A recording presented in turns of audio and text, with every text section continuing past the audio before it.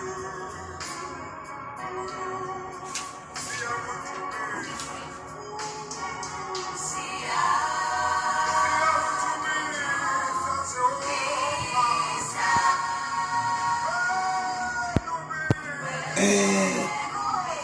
evangelist ex Gilmani.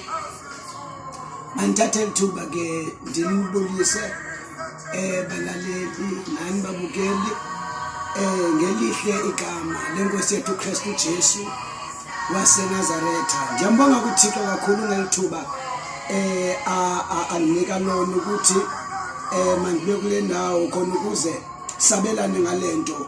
Uthethile uNkulunkulu ukuthi ngomhla we-4 ka-October 2021 ukuyoma ngomhla we-10 October masihlanganeni eMamasbury kuyobe kunenkonzo enkulu lapho kuyobe kunemvuselelo eyobikhona ententeni blue and white eMamasbury elinge lethu Kentfield sizabe sifumaneka khona lapho sobe ke sinemvuselelo eyobiqala nge-4 ka-October iyophela nge-10 ka-October.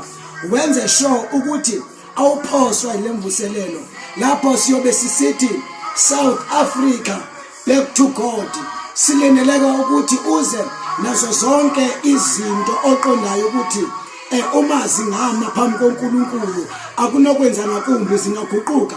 Uba kukhona umuntu omaziyo onengxaki mhlawumbe uyagula noma yini lonto agula yiyo uzuncede umxelele ukuthi ngomhla we-4 siyobe sihlangene eMamasbury. uNkulunkulu osezulwini uyobe ehambele iMamasbury. Ngiyakuthembisa ukuthi ubukhona bakho phambi koThixo angeke kube lize.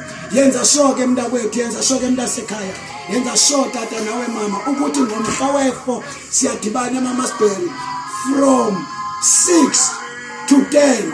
Sizobe siduma uNkulunkulu uzobe senza imisebenzi yakhe ebantwini bakhe.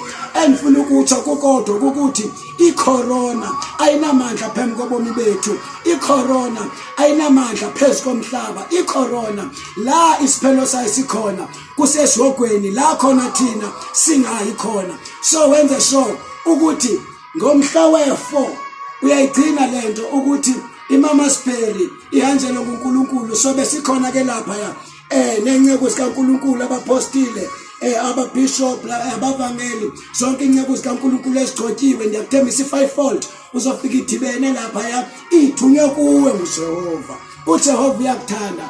So ngiyakucela ke mnasekhaya, ngiyakucela ke mama, ngiyakucela ke tatami, ngiyakucela ke bhuti, ngiyakucela ke nawe mama ukuthi masenze kanje ya ukuyotshona eMamasbury. Sobe sikhona ke transport ezobe suka nalapha eFruitenburg. Sobe sikhona transport nase Cape Town babe bekhona base Cape Town babe bekhona nabasuka koma Glen William babe bekhona basuka koma Secrestan siyohlangana khona ngezwi likaNkulunkulu. Wenze sure ukuthi uyafumaneka. Ngiyambonga kakhulu uNkulunkulu ngexesha lakho. Inkosi kusikelele. Amen.